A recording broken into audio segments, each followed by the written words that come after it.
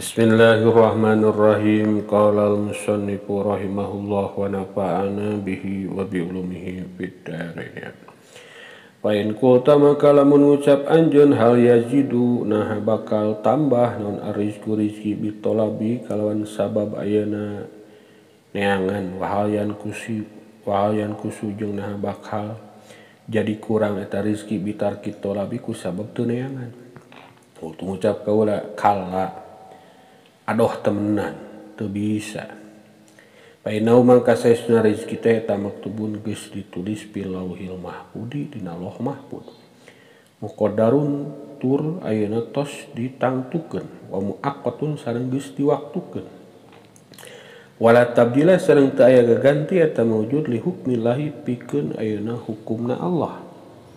Wala taghyiru sareng ayeuna teu aya barobah eta mawjud li kismatihi pikeun pembagian Allah wa kitabatihi sareng kapastian Allah atanapi tulisan Allah.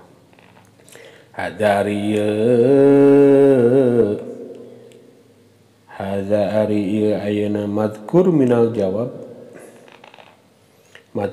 jawab eta huwa ari hadza eta as-sahihu anu ayeuna sahih inda ulama ina mungguh ulama kami radhiyallahu anhum. Hilapama bari nyulayaan perkara dahaba anu geus berpendapat ilahi kana itu masabadu ashabi hatimin sapalina pirang-pirang ashabna Syekh Hatim wa Syakikin sareng Syekh ayeuna Syakik al-Balhi. Hatim al-Asam jeung Syakik al-Balhi qalu ngadawuh ayeuna ba'du ashab inna rizqa sayyiduna rizqi ta eta la yazidu tambah itu rizki walayan khusus sareng ayeuna teu ngurangan itu rizki pipil abdi ku sabab pagaweana ayeuna hiji hamba lakinil malu tetapi na ari harta mah eta yazidu sok nambahan mal wayan khusus jeung ngurangan mal pada ari itu ayeuna kaul badu ashab eta fasidun ayeuna anu salah nu ruksak. Karena dalila karena saya sunnah dalil fil maudhi'aini tina dua tempat eta wahidun hiji wa wahid eta alkitabatu ketetapan wal kismatu sareng pembagian pan geus ditetepkeun geus dibagikeun wa ilahi sareng eta tetep pikeun wahid naon al isyaratu ari isyarah atanapi dalil bikaulihi kalawan dawuhan Allah taala likaila ta'saw ala ma fatakum wala tafrahu bima atakum likaila ta'saw supaya aranjeun henteu ayeuna kitu pegat atanapi teu putus asa alama kana perkara patakum nutos porot maka aranjeun kabeh wala tafrahu sareng teu bungah aranjeun kabeh bima kalawan perkara atakum anu tos maparinan Allah ka aranjeun kabeh walau kana jeung lamun aya itu rezeki teu bitolabi ku sabab ayeuna nyuprih teh eta yajidu sok tambah rezeki wa bitarki jeung ayeuna ku sabab ayeuna teu nyuprih yan kusu ngurangan itu rezeki lakana yakti aya dil asa pikeun ayeuna susah wal farhi sarang ayeuna bungah naon maudhi'un tempat idza huwa nalikana itu ari si abid teh taqassara lalawora si abid wa tawana sarang ayeuna ngengke-ngengke itu abid hatta fatau sehingga porot itu rizki ka itu abid wajada sarang bener-bener abid wasyamaro sarang ayeuna persiapan abid hatta haswalahu sehingga ngahasilkeun abid kana itu rizki. Wa qala sallallahu tos ngadawuh Kanjeng Nabi Muhammad sallallahu alaihi wasallam disairi ka jalma anu ayeuna jajaluk mutapenta haka ngalap anjeun nawalam ta'tiha lamun teu ngadatangkeun anjeun kana itu samroh la atatka yakti bakal datang samroh ka anjeun Pain kila mangka lamun diucapkeun as-sawabu ari ganjaran wal iqabu sareng siksaan aidon deui eta maktubun geus ditulis bilohil mahfud na loh mahfud. Semaya jamuna teras wajib ka kami non tolabu sawabi ayeuna neangan ganjaran wa tarku mujibil iqabi sareng ninggalkeun perkara anu ngamistikeun meunang siksaan. Fa yajidu mangkana bakal nambahan itu sawab bitolabi ku sabab ayeuna nyuprih oyan kusu atanapi bakal ngurangan sawab bitarki ku sabab teu nyuprih. Fa'lam mangka kadahuning anjeun ana tolabat sawabi saesuna nyuprih ganjaran eta inna mawajaba aing pasina wajib itu tolab. Dan Allah kana saesuna Allah eta maromi warang Allah bihi kalawan tolab amron kana perkara hatman wajib. Wa ada sareng tos janji Allah ala tarkihi kana ninggalkeunna itu tolab. Walam yadman jeung teu nanggung Allah asawaba kana ganjaran ala ghairi fi'lin kalawan tanpa ayeuna migawe minna ayeuna kitu ti urang sadayana.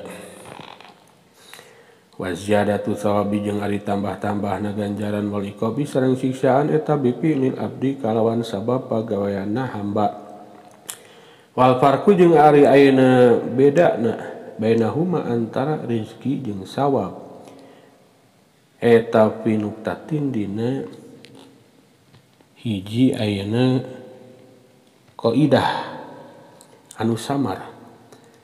Hiji dina hiji qaidah anu samar. Waya ari itu nuktah eta mah perkara qolahu nu tos ngadawuh kana mah sabadu ulamaina sapalihna para ulama kami. Innal maktuba saesuna anu ditulis nu tertulis fil lauhina loh mahfud teh eta kismani aya dua bagian. Kismun ari sabagian eta maktubun ditulis mutlakon kalawan mutlak min ghairi syartin kalawan tanpa syarat. Wa ta'likin sareng tanpa ayeuna digantungkeun bifi'lil abdi kalawan pagaweana hiji hamba. Bahwa ari itu ayeuna kismun teh eta al-arzaku pirang-pirang rezeki wal ajalu sareng pirang-pirang ajal. Amatarona anjeun teu ninggal kaifa dzakaruhuma kumaha ayeuna nyebat-nyebat kana itu arzak wal ajal sa Allah Gusti Allah taala mutlakon kalawan mutlak ghairu masrutin bari teu disyaratkeun. Qala tos ngadawuh sa Allah taala wa ma min dabbatin fil ardi illa 'ala Allahi rizquha wa ma min dabbatin sareng teu pati-pati ari gegermetan fil ardi nu aya di muka bumi illa 'ala Allahi aing ayeuna ka Gusti Allah rizquha ari rezekina itu dabbah. Maqala ta'ala sareng tos ngadawuh Allah taala fa idza jaa ajalukum la yastahiruna sa'atan wa la yastaqdimun. Fa idza jaa maka di mana-mana datang naon ajaluhum ajalna itu ayeuna makhluk la yastahiruna mangka amal bisa ngahirkeun itu si makhluk atana pinasna saatan dina ayeuna samangsa sakedeungan wala yastaqdimuna yang moal bisa ngamajukeun itu ayeuna kitu makhluk karena itu aja. Maqala tos ngadawuh sahibu syar'i anu ngagaduhan syariat alaihissalam tegasna Kanjeng Nabi Muhammad alaihissalam. Wa arbatun jeung ari opat perkara eta qad purigo geus dibereskeun ataupun geus dirampungkeun naon minhunna itu arbaatun al khalqu kahiji makhluk wal huluku sareng ayeuna kitu akhlak atanapi budi pekerti wal rizqu sareng rizki wal ajalu sareng ajal. Wakismun jeung ari bagian saeji eta maktubun geus ditulis bisyartin kalawan syarat mu'alakin anu digantungkeun masrutun tur disyaratkeun bifi'lil abdi kalawan migaweana hiji hamba. Bahwa ari kismun maktub teh eta asawabu ganjaran. Bahwa ari kismun maktub teh eta asawabu ganjaran. wal iqabu sareng siksaan. Amma tarona anjeun teu ningal kaifa dzakarohuma kumaha nutur kana itu thawab wal iqab sa Allah taala fi kitabihna kitabna Allah mu'allaqon bari dicantelkeun bipilil abdi kalon pagawean hiji hamba qala tos ngadawuh sa Allah taala walau anna ahlal kitabi amanu wattaqaw lakaffarna anhum sayyi'atihim wa la adkhalnahum jannatin na'im.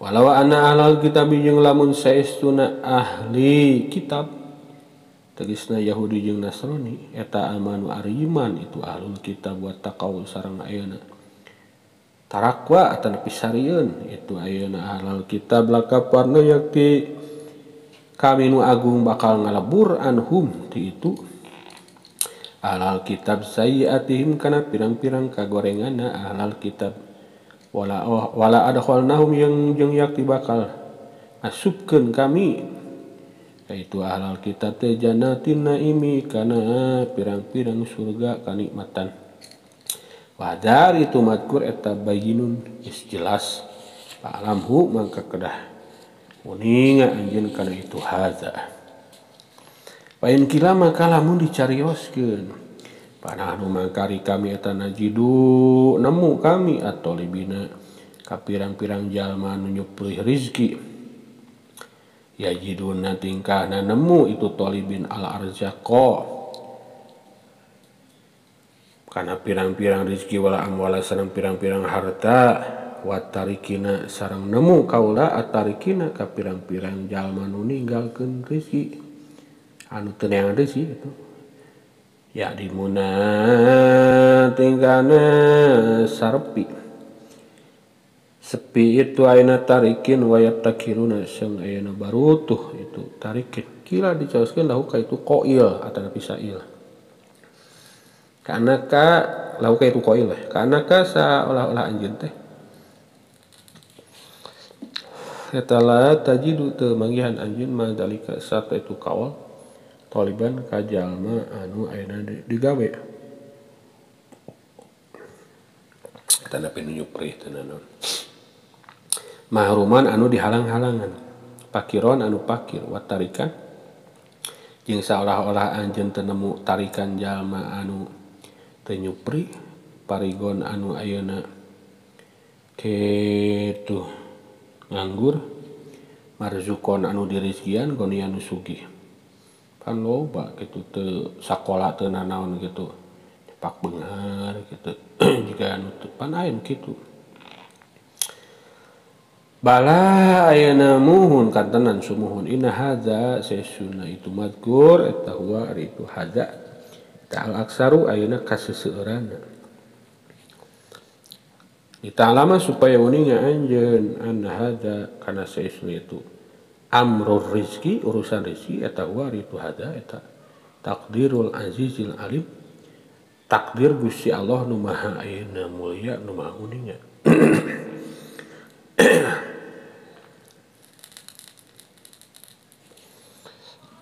wa tadbirul malikil hakim jeung ayeuna pengaturanna Allah nu maha ngamilik anu maha bijaksana wa ansada sareng tos nembangkeun siiran sawahra Abu Bakrin Syekh Abu Bakar Muhammad bin Sabik tegasna Muhammad bin Sabik al-Waidi anu ayeuna aran jelema Sabik al-Waidi as-Soqoli bisyami di tanah Syam rahimahu muga asih ka Abu Bakar sah Allah kam min qawiyyin fi taqallubi muhaddibir rayi anhu rizqu munharifu kam pirang-pirang min qawiyyin ti jalma nu kuat qawiyyin anu kuat fi taqallubihi tina bulak-balikna itu si qawi kaditu ka dieu bulak-balik mondar-mandir kuat gawe muhaddibir rayi anu dibersihkeun ayeuna pendapatna anu ti itu qawi ari rizki eta mun haripun anu ayeuna malengos itu rizki teu beunghar-beunghar padahal gawe kurang kumaha wakam daipin jeung pirang-pirang jalma nu lemah daipin anu lemah pita qulubihi tina bulak-balikna itu si dhaif kana kaya seolah-olah itu si dhaif teh eta min khaliil bahri ayati ayeuna sisina sagara atau nepi lautan. Yak taripu ayeuna tingkahna ayeuna nyiuk itu mudoib karena itu rizki. Padahal sisi laut gitu eta rizki dikedukan ngising oge jadi duit cek paling basana. Dang sareng si daguan duit. Orang hudang sareng daguan nagi. Hadari itu ayeuna kitu madkur teh. Eta hadari itu madkur atana pilih kana kam tenan. Eta dalilun jadi dalil ala annal ilaha kana saesuna pangeran ma eta lahu. Eta tetep pikeun ayeuna ilah bil khalqi di makhluk teh sirrun ari ngagaduhan rahasia khopiyun anu samar. Laisa teu aya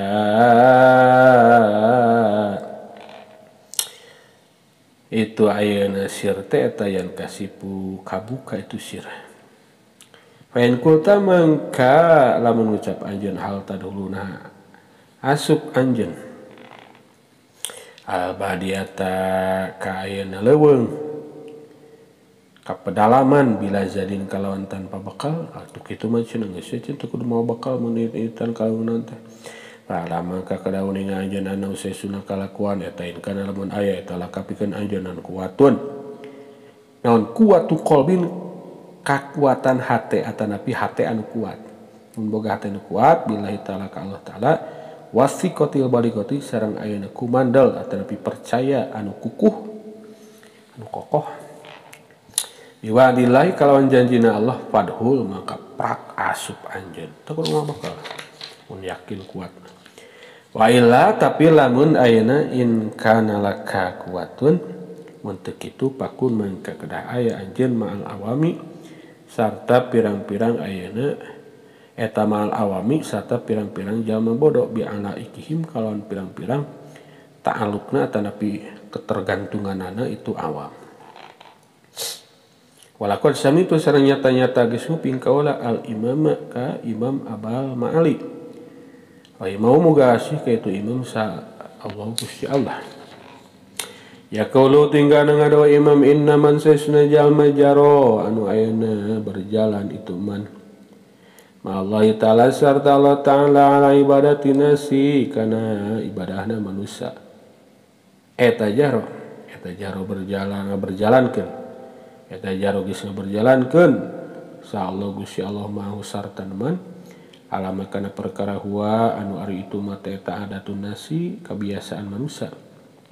Piki payatil mu'nati tina kacukupan ayeuna kitu tina ayeuna kacukupan biaya hirup. Wa dari itu kalamul imam eta kalamun hasanun cariosan nu sae jidan kalawan pisanan. Tapi jeung eta tetep dina hada pawaidun ari pirang-pirang faedah jammatun anu seueur.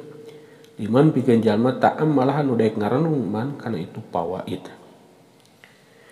Fa in qulta maka mengucap anjeun alaisa nah sanes Allah Gusti Allah teh.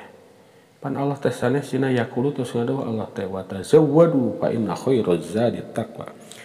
Wa tajawadu jeung kedah babaklan aranjeun kabeh fa inna khairaz zadi maka saesuna pangsaesana bekal teh takwa fa'lam.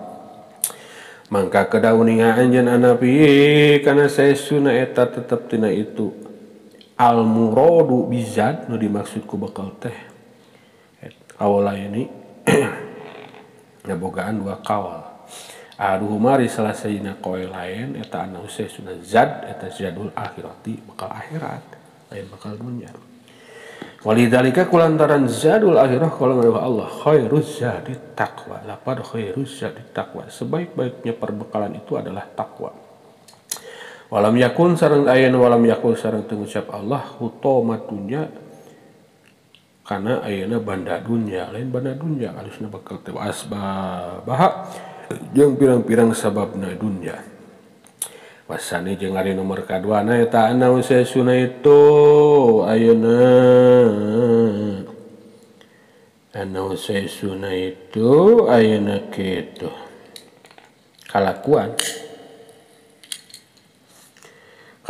eta kana tina Musa kaumun kana aya sakomun hiji kaum eta laya huduna teu ngalap itu kaum ziadan kana bekal pitorikil haji tina ayeuna jalan-jalan munggah haji yan pusihim pikeun ayeuna pirang-pirang dirina itu kaum itikalan karena arah-arah ayeuna kumandal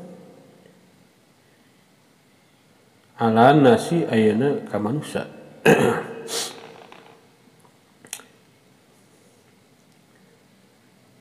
wayas aluna sareng ayeuna kitu jaluk nyuhungkeun menta saluna jeung ayeuna marenta jaluk itu ayeuna kitu kaum teh anasa ka manusia wayas guna sareng ngeluh itu kaum teh wayulihuna sareng cerewet itu kaum teh wayuduna sareng ayeuna milaraan itu ayeuna kaum anasa ka manusia paumiru maka diparentah kaum bijadi kalawan mawa bekal amro tanbihin kalawan parentah ngingetan ala anna ahda zadi kana saesuna ngalap bekal min malika nah harta anjeun teh eta khairun lebih bagus min ahdi malinasi tinimang ayeuna ngalap harta manusia wat litikali sareng ngandalkeun alaihim kaitunas kata nabi tetegenan kanas kadalika inya kitu deui mislul madkur minas sual mislul madkuri minas sual nakul ngucap ayeuna kami fa in qulta fal mutawakkilu